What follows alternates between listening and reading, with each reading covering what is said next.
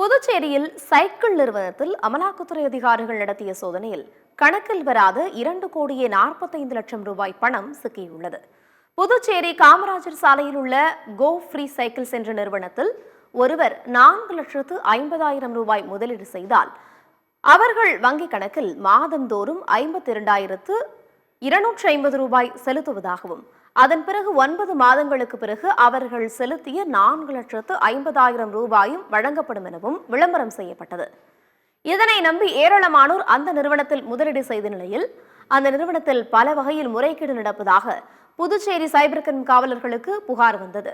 தொடர்ந்து இன்று மாலை வருவாய்த்துறை அதிகாரிகள், அமலாக்கத்துறை, இணையவழி குற்றப்பிரிவு காவல்துறை உள்ளிட்ட 10க்கும் மேற்பட்ட அதிகாரிகள் சுமார் 4 மணி நேரத்திற்கு மேலாக சோதனை நடத்தினர்.